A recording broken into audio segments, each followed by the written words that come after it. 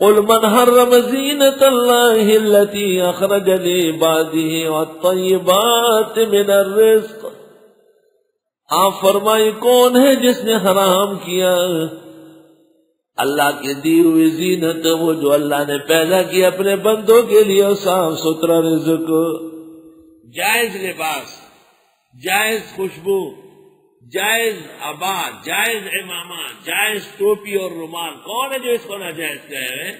والطیبات من الرزق۔ الحمدللہ امام اعظم کے بارے میں ہے کہ حضرت ایسا پوشاک پہنتے تھے جو بادشاہ بھی ان سے خوفزدہ رہتے تھے، بہت خوش پوشاک تھے امام ابو حنیفہ رحمہ اللہ، شاہانہ لباس میں رہتے تھے۔ شاگردوں کو بھی وصیت کی کہ علم کی عزت ہے، اس میں اچھا لباس پہنو۔ اور امام ابو حنیفہ کا جب انتقال ہوا تو 500 پگڑیاں اور 500 سوٹ رہ گئے تھے۔ صوفیہ تو کہتے ہیں کہ 3 جوڑے ہونا چاہیے، ایک عام نمازوں کے لیے، دوسرے جمعے کے لیے، اور تیسرا مہمانوں کے واسطے۔ صوفیہ کرام، اس زمانے کے صوفی تو مت پوچھو، وہ تو بالکل کوفی ہے۔ امام ابو یوسف رحمہ اللہ نے کہا ہے کہ جب ہم بادشاہ کے دربار میں بیٹھ گئے تو ہمیں اپنے استاد کی عقل و دانشمندی یاد آئی کہ ابو حنیفہ نے صحیح تربیت کی ہے۔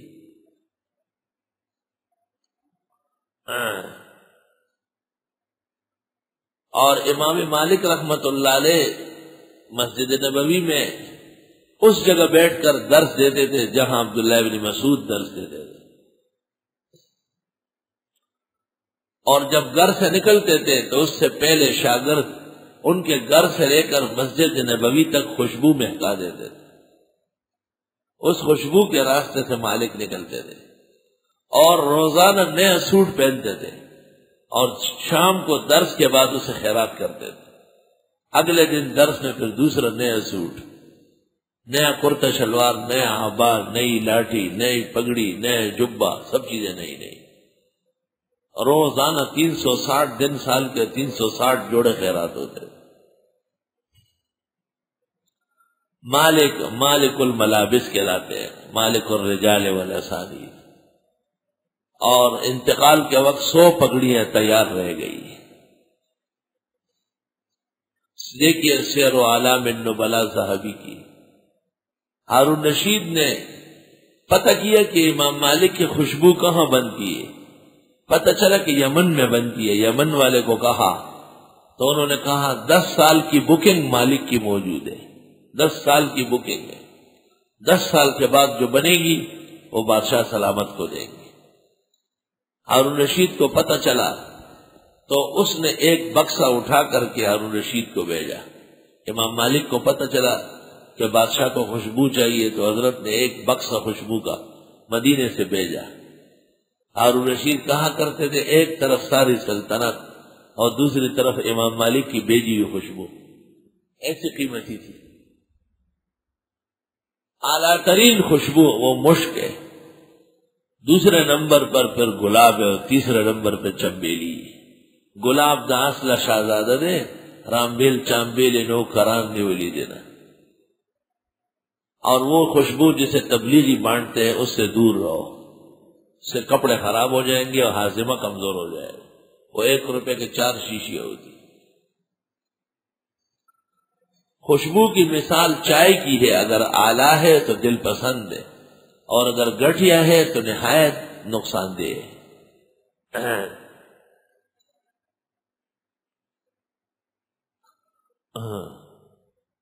آپ فرمائیے کون ہے وہ جو حرام کر دے اس زینت کو جو اللہ نے بندوں کے لیے پیدا کی، اور صاف ستھرا روزی۔ عجیب بات سنو کہ زیب و زینت پہلے ذکر کیا اور رزق بعد میں ذکر کیا۔ اس لیے اگر کمزور سالن ہے، کم قیمت ہے، لیکن اچھے برتنوں میں اور اچھی سیٹنگ کے ساتھ ہے تو عزت ہے۔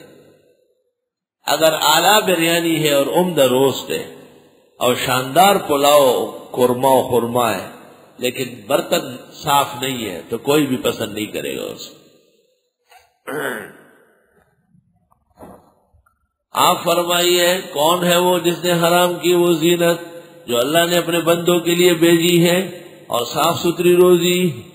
قل ہی للذین آمنوا فی الحیات الدنیا، آپ فرمائیے یہ ان لوگوں کے لیے ہے جو ایمان لائے ہیں دنیا کی زندگی میں، خالصتاً یوم القیامہ، اور خالص ان کے لیے قیامت کے دن۔ کذالک نفصل الآیات لقوم یعلمون، اور تفصیل بیان کرتے ہیں ہم آیتوں کی ان لوگوں کے لیے جو جانتے ہیں۔ یہ خطرہ تھا کہ یہ زیب و زینت، اعلیٰ رزق، عمدہ لباس کہیں ایسا نہ ہو کہ دنیا میں دیا گیا آخرت میں نہ ملے، تو خوشخبری دے دی کہ نہیں، آخرت میں بھی مسلمانوں کو خاص ملے گا۔ قل انما حرم ربی الفواحش، آپ فرمائیے بے شک حرام کر دیا میرے رب نے بے حیائی کی چیزوں کو، فواحش، فاحشہ کی جمع، ما ظہر منہا وما بطن، وہ جو ظاہری ہے اور جو باطنی ہے، والاسم والبغی، اور وہ گناہ و سرکشی بغیر الحق نہ، یہ سب ناجائز ہے، وان تشرکوا باللہ، اور یہ کہ شرک کرو اللہ کے ساتھ، ما لم ينزل به سلطانہ، جس کا اتارا تک نہیں اس نے دلیل، وان تقولوا علی اللہ ما لا تعلمون، اور یہ کہ کہو اللہ پر وہ جو جانتے نہیں، ولکل امۃ اجل، اور ہر امت کا وقت مقرر ہے، فاذا جاء اجلهم لا يستاخرون ساعة ولا يستقدمون، جب آئے گا وقت مقررہ نہ پیچھے ہٹ سکیں گے ایک لمحے کے لیے، نہ آگے بڑھ سکیں گے۔ یہ بات تو ٹھیک ہے کہ پیچھے نہیں ہٹ سکیں گے، لیکن آگے کیسے نہیں بڑھیں گے؟ وقت تو آ گیا اور یہ اڈل بھی پہنچ گیا، آگے تو ہو ہی نہیں سکتا۔ تو علماء لکھتے ہیں اس کی مثال ایسی ہے جس طرح محاورے میں لوگ دکاندار کو کہتے ہیں اور کچھ کم و بیش، تو مقصود کم کرانا ہے، بڑھانا تو نہیں ہے، بیش کرنا تو نہیں ہے، بیشیدن تو ہے ہی نہیں، لیکن جملہ اس طرح کہا جاتا ہے، لا یستاخرون ساعتا، وقت مقرر آنے کے بعد نہ یہ پیچھے ہو سکتے ایک لمحے کے لیے، ولا یستقدمون، نہ آگے بڑھ سکتے ہیں۔ یا بنی آدم، اے بنی آدم، اما یاتینکم رسل منکم، جب کبھی آئے تمہارے پاس پیغمبر تم میں سے، یقصون علیکم آیاتی، جو پڑھتے ہیں تم پر میری آیتیں، فمن اتقا، پس جو کوئی بچ کے رہا، واصلح، اپنی اصلاح کی، فلا خوف علیہم ولا هم یحزنون، پس نہ خوف ہوگا اس پر نہ وہ غمگین ہوں گے۔ والذین کذبوا بآیاتنا، وہ لوگ جنہوں نے تکذیب کی ہماری آیتوں کی، واستکبروا عنہا، تکبر کیا، اولئک اصحاب النار، یہ دوزخی ہیں، ہم فیہا خالدون۔ فمن اظلم ممن افترى علی اللہ کذبا او کذب بآیاتہ، بس کون بڑا ظالم ہے اس سے جو گڑے اللہ پر جھوٹ یا تکذیب کرے اس کی آیتوں کی۔ اولئک ینالہم نصیبہم من الکتاب، ان لوگوں کو پہنچے گا ایک حصہ لکھا ہوا عذاب کا۔ حتی اذا جاءتہم رسلنا، یہاں تک کہ جب آ جائے ان کے پاس ہمارے بھیجے ہوئے فرشتے، یتوفونہم، جو ان کی روح قبض کریں گے۔ جن لوگوں نے تکبر اور تکذیب کی اور ان کی موت کا وقت آ جائے اور فرشتے روح قبض کرنے آئے، اس منظر کا بیان ہے۔ قالو، فرشتے کہیں گے، اینما کنتم تدعون من دون اللہ، پہلا سوال یہ ہے کہاں ہے وہ جن کو پکارتے تھے اللہ کے سوا، اور جن کے بارے میں تمہیں خیال تھا کہ وہ بھی حاجات پوری کرتے ہیں، وہی مشکلات حل کرتے ہیں، وہ کہاں ہیں؟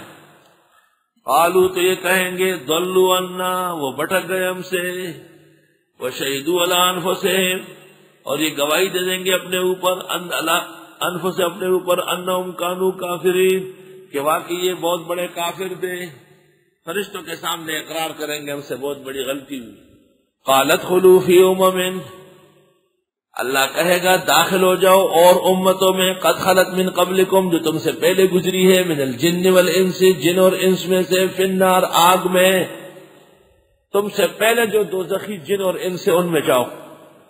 کلما دخلت امت لعنت اختہا، جب کبھی جائے گی ایک جماعت لعنت کرے گی اپنی جیسی پر، حتی اذا ادارکوا فیہا جمیعا، یہاں تک کہ جب مل جائے اس میں سب، دارکوا التقوا، یہاں تک کہ جب مل جائے اس میں سب۔ قالت اخراہم، کہیں گے پچھلے، لیولاہم، اگلوں کو، ربنا ہاؤلاء یضلون، اے پروردگار ان لوگوں نے بہکایا ہمیں، فآتہم عذابا ضعفا من النار، دیجئے ان کو عذاب دوہرا جہنم کا۔ قال اللہ کہے گا لکل ضعف، سب کے لیے دوہرا ہے، ولکن لا تعلمون، لیکن تم جانتے نہیں۔ وقالت اولاہم لاخراہم، کہیں گے ان کے اول آخر والوں سے، فما کان لکم علینا من فضل، نہ تھا تم کو ہم پر کوئی برتری، فذوقوا العذاب بما کنتم تکسبون، پس چکو عذاب بسبب تمہارے گناہ کمانے کے۔ یہ اول و آخر جہنم میں بدمزگی اور چپکلش رہے گی۔ جنت وہ جگہ ہے جہاں کبھی بھی تو میں نہیں ہوگی۔ جب دنیا کے اندر بھی کسی جگہ اختلافات زیادہ ہو اور لوگ آپس میں لڑ پڑے تو لوگ کہتے ہیں بالکل دوزخ سا سما ہے۔ جگہ کیا ہے؟ جہنم ہے۔